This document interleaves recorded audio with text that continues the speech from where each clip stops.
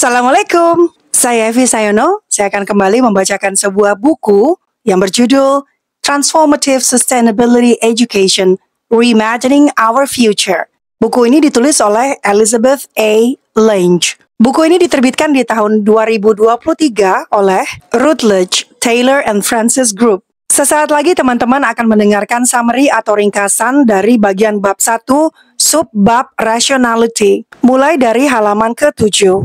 Jangan khawatir, summary memang dituliskan dalam PowerPoint dalam bahasa Inggris, namun saya akan menjelaskannya dalam bahasa Indonesia untuk teman-teman semua. Namun sebelum kita mulai, apabila teman-teman belum sempat mengklik tanda subscribe atau follow, monggo ya silahkan diklik tanda subscribe atau follow. Selamat menyimak! Pada video pertama, saya menceritakan bahwa Elizabeth Lange di subbab 1 mengatakan bahwa kita yang hidup saat ini adalah generasi transisi. Generasi kita memiliki pilihan yang harus dipilih terkait bagaimana kita harus merespon faktor-faktor yang sedang menekan kita saat ini terkait tentang kondisi bumi yang semakin lama semakin tidak baik.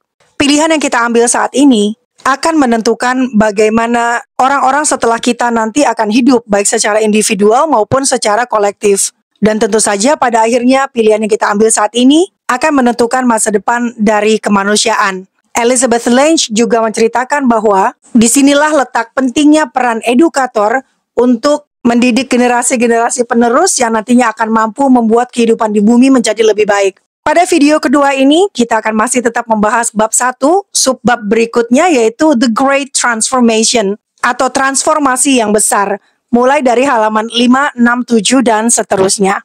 Pada bagian ini, Anda tengah melihat sebuah pengorganisasi grafis atau graphic organizers berbentuk hierarchical array atau diagram alir. Sekarang silakan arahkan pandangan Anda ke bagian kiri, kotak nomor 1.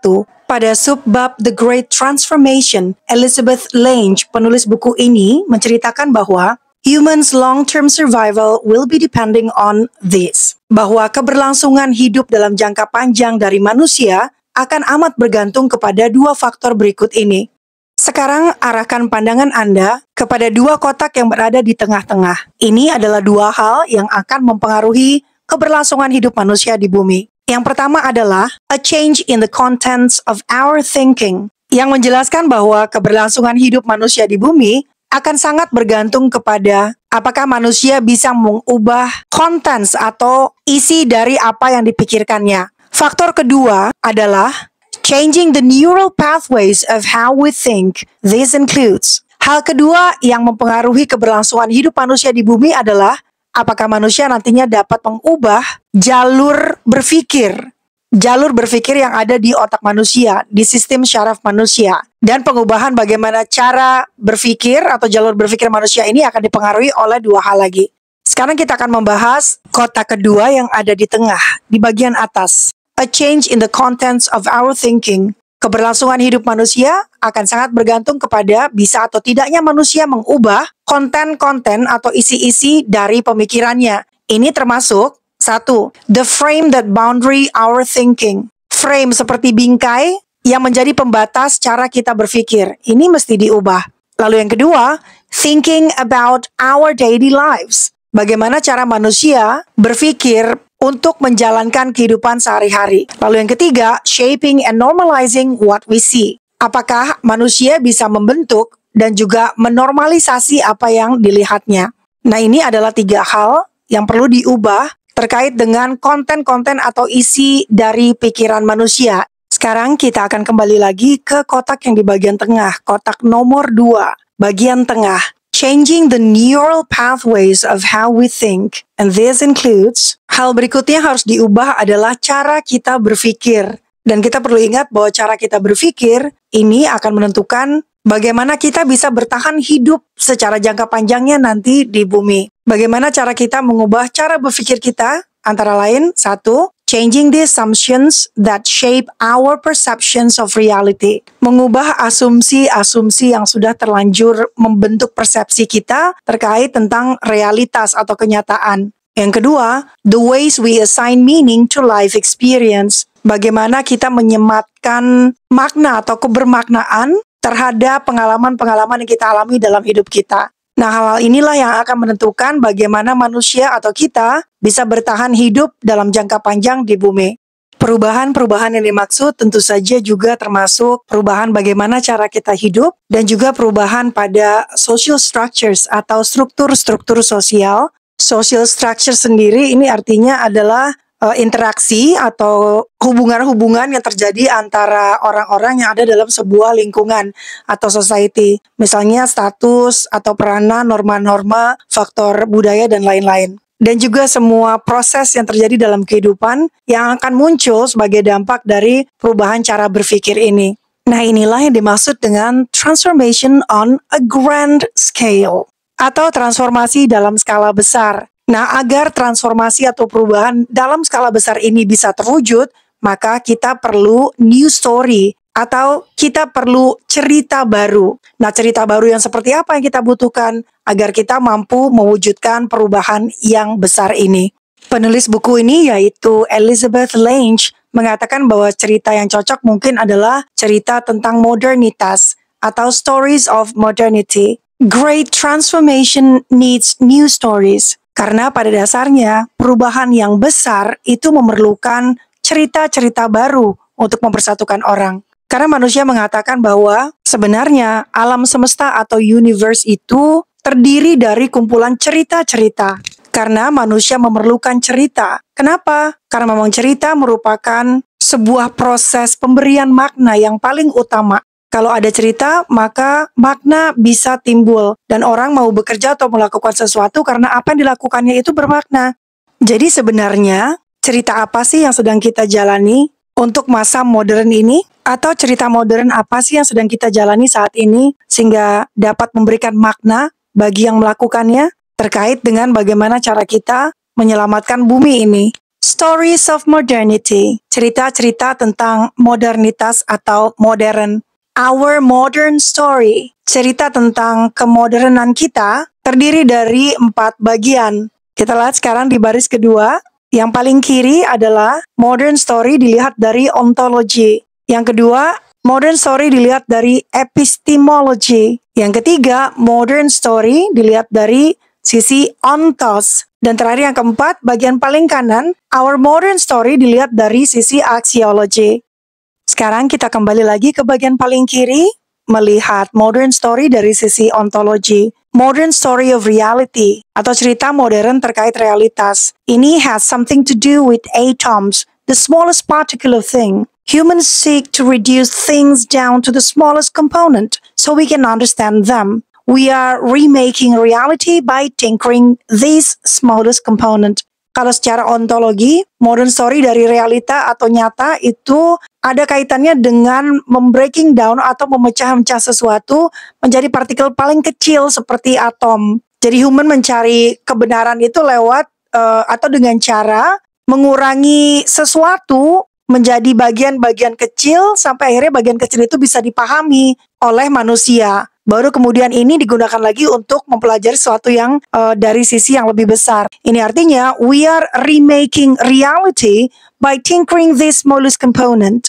Kita membuat reality menjadi sesuatu yang baru ya melalui kegiatan memperkecil atau mengurangi bagian-bagian menjadi partikel atau unit yang paling kecil. Ini adalah modern story of reality dari sisi ontology. Berikutnya adalah our modern story atau cerita modern kita dipandang dari sisi epistemology. Modern story of knowledge and knowing, scientific way of knowing. Ini artinya kalau our modern story, cerita modern kita dari sisi epistemology, itu berkaitan dengan bagaimana cara kita mendapatkan pengetahuan atau mengetahui sesuatu dengan cara yang ilmiah atau scientific way of knowing. Science uses both logic and empiricism. It observed the world, then experimented to deduce universal laws. Science uses math and statistics patterns as objective language to understand phenomena. Science menggunakan logika dan juga empirism atau pengalaman-pengalaman eksperimental. Sains mengharuskan kita bisa mengamati apa yang terjadi di dunia ini, lalu kemudian bereksperimen atau melakukan percobaan, lalu kemudian mendeduksinya untuk mendapatkan prinsip-prinsip atau hukum-hukum yang sifatnya universal. Sains menggunakan pola-pola matematika dan juga pola-pola statistik sebagai bahasa tujuan untuk memahami sebuah fenomena tertentu. Our modern story atau cerita tentang kemodernan kita dilihat dari sisi ontos. Ontos itu maksudnya what it means to be human. Bagaimana sih maknanya kita sebagai manusia? Individualism, where the individual right to choose pattern of life and a set of conviction is protected, balanced with the collective good. What it means to be human maksudnya bagaimana sih rasanya atau bagaimana sih memaknai diri kita sendiri sebagai seorang manusia. Individualism di sini adalah di mana seseorang itu memiliki hak individu untuk memilih pola kehidupan atau untuk memilih kepercayaan yang mungkin tidak akan berubah. Nah, itu mereka punya hak individu untuk memilihnya. Dan satu set conviction, satu kepercayaan yang dipercayai ini dilindungi dan juga diseimbangkan dengan apa yang baik untuk kepentingan manusia secara kolektif. Tujuannya apa? What is the purpose? The purpose is to seek for meaningful life, to seek for enlightenment. How? By doing reasoning and self-consciousness. Modern life of being is the story of controlling and mastery over oneself and other. Tujuan dari semuanya ini tak lain dan tak bukan adalah untuk mencari makna bagi kehidupan dirinya atau kehidupan orang tersebut. Untuk mencari enlightenment. Enlightenment itu seperti perasaan bahwa saya memahami diri saya sendiri. Kayak mendapatkan wangsit atau mendapatkan wahyu gitu ya. Beginilah caramu memaknai hidup agar hidupmu memiliki makna. Dan juga untuk mencari self-consciousness atau kesadaran terhadap dirinya sendiri. Bahwa kehidupan modern dari seorang manusia adalah cerita tentang control dan juga mastery. Mastery itu mahir, mumpuni dalam memahami dirinya sendiri dan juga memahami orang lain. Our modern story jika dilihat dari sisi axiology.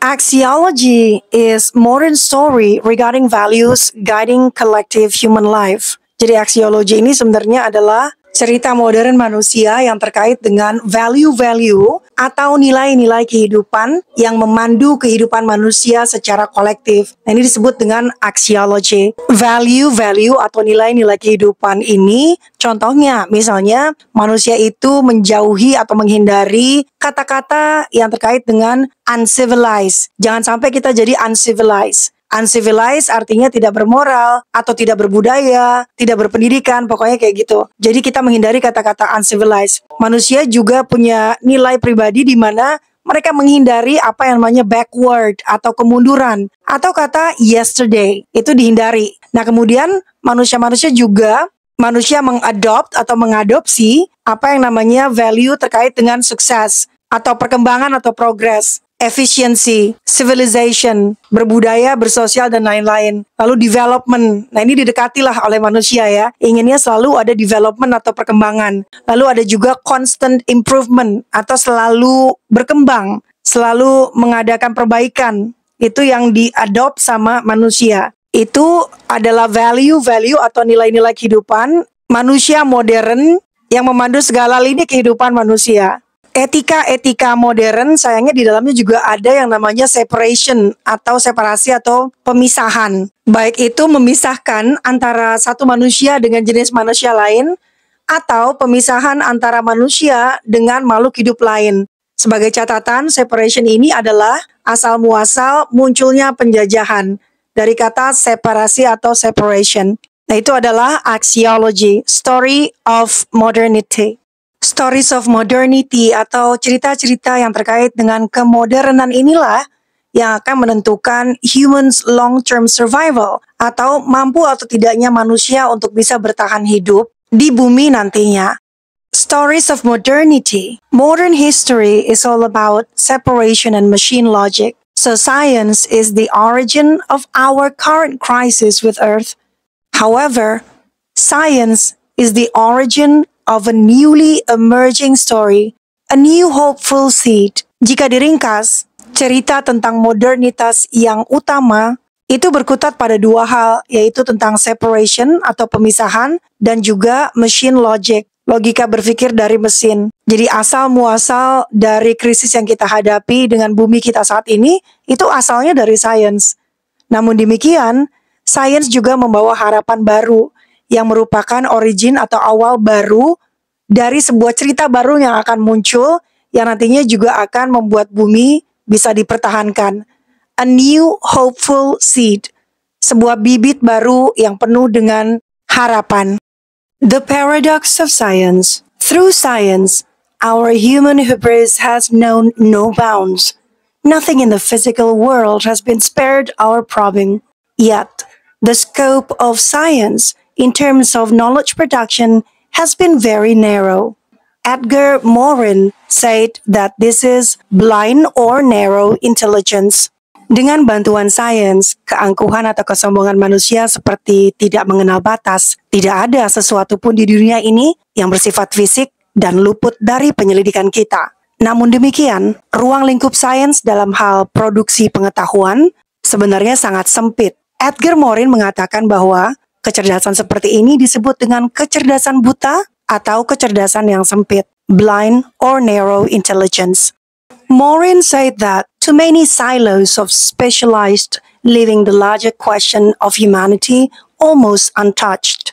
Lebih lanjut, Morin mengatakan bahwa dalam sains terlalu banyak cabang-cabang ilmu yang sifatnya spesialisasi dan berdiri sendiri-sendiri, menjawab pertanyaan-pertanyaan kecil, namun pertanyaan besar terkait humanity atau kemanusiaan tetap tak tersentuh atau tetap tak terjawab. Science undergoes a paradigm shift. Ilmu pengetahuan juga mengalami perubahan paradigma. Science is teaching new perspective. In it include the aliveness and the sensitiveness of the living world and expansiveness of the cosmos. Sains mengajarkan perspektif-perspektif baru atau cara pandang baru, dan di dalamnya mencakup kegairahan dan kepekaan dunia kehidupan, bagaimana membahas tentang kehidupan, serta keluasan kosmos.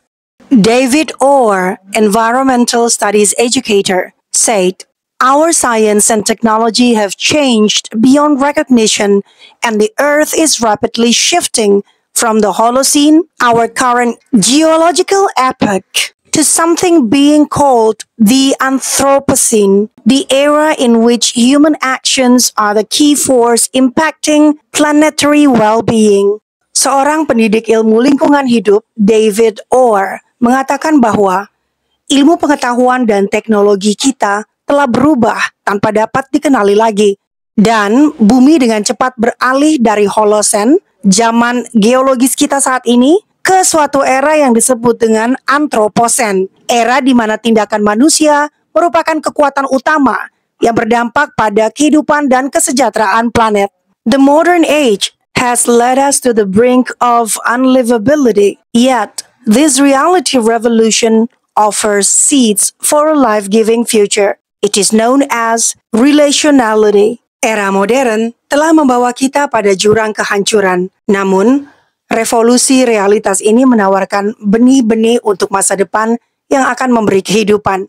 Bibit baru ini dikenal sebagai relationalitas. Relationality, emerging story. Relationality is not about the nature of interpersonal relations between humans or even between humans and the natural world. Saling keterhubungan atau relationality atau relationalitas. Emerging story, awal-awal munculnya cerita ini. Relationality itu tidak atau bukan tentang hubungan interpersonal antara manusia dan juga bukan hubungan antara manusia dengan dunia natural atau alam. From the point of view of quantum physics, David Bohm, quantum physicist, relationality expresses the perception that the universe is an unbroken wholeness in flowing movement. All is connected in a multidimensional flowing fabric energy. Meanwhile, from the point of view of biology, relationality is the mutual interrelatedness of all living beings and non-living elements, impacting each other synergistically within a dynamic network of nested living system. Relationality atau relationalitas, keterhubungan, dari sudut pandang fisika kuantum, David Bohm, seorang fisikawan kuantum, mengatakan bahwa relasionalitas mengungkapkan persepsi bahwa alam semesta adalah sebuah keutuhan yang tidak terputus dalam gerakan yang mengalir. Semuanya terhubung dalam jalinan energi multidimensi yang mengalir. Sementara itu, dari sudut pandang biologi, relasionalitas adalah keterkaitan timbal balik antara seluruh makhluk hidup dan unsur tak hidup yang berdampak satu sama lain secara sinergis dalam jaringan dinamis sistem kehidupan yang mapan. Hubungan antar dua orang dewasa ini juga relationship. Hubungan antara kita sebagai manusia dan juga tumbuhan itu juga relationship. Hubungan antara beberapa orang atau beberapa orang yang menyukai hewan-hewan itu juga relationship. Demikian juga halnya hubungan antara kita manusia secara kolektif dengan bumi itu juga relationship. We and all things are made entirely of relationship. Kita dan semua hal yang ada di dunia ini itu terbentuk, keseluruhannya terbentuk oleh relationship atau hubungan. This is the basis of reality. Ini adalah realitas atau ini memang kenyataannya seperti itu. Kitalah si relationship ini. We don't have a relationship. We are the relationship. Kita tidak memiliki relationship, tapi kita sendiri itulah relationship. From the moment we are born, we are in a web of relations that include body relations, social relations, cultural relations, ancestral relation, historical relation, land relation, and ecological relations. Dari semenjak kita lahir, itu kita sudah berada di sebuah jaring-jaring yang disebut dengan keterhubungan atau hubungan. Jaring-jaring keterhubungan ini diantaranya termasuk hubungan tubuh, misalnya antara bayi dengan orang tuanya, dia related secara tubuhnya itu memang related genetically. Kemudian ada social relation, hubungan sosial, cultural relation, hubungan kebudayaan, kemudian ada ancestral relations, terkait paut karena nenek moyangnya sama, historical relation, keterhubungan secara sejarah, land relation, keterhubungan secara mungkin berasal dari tanah atau daratan yang sama, dan yang terakhir ecological relation, keterkaitan hubungan secara ecological. Yang perlu kita ingat adalah bahwa no one is self-contained. Tidak ada orang yang mampu berdiri sendiri tanpa ada keterhubungan dengan orang lain dari pertama kali mereka menghembuskan nafas. Nggak ada, pasti butuh relationship dengan orang lain. Dan when these relations change, we change. Dan jika hubungan ini berubah, maka kitanya juga akan berubah. Hubungan antara whole, keseluruhan, dan part. Misalnya, ada semangka bulat secara utuh, lalu ada semangka yang potongan seperempat. Kalau misalnya seperempat itu hilang, partnya hilang, itu udah bukan dibilang sebuah semangka karena sebagian kecilnya udah hilang. Demikian pula sebaliknya. So this is the analogy. The whole watermelon is the earth, and the part of the watermelon is human. So the analogy is human mind, matter, body, and spirit are all part of the whole. Analoginya adalah semangka yang bulat itu adalah bumi. Lalu semangka yang seperempat yang dipotong itu adalah human. Whole dikatakan secara keseluruhan kalau semangkanya penuh. Kalau misalnya itu hanya sepotek saja, itu dibilangnya part, bagian. Nah, analoginya adalah human mind atau pikiran manusia.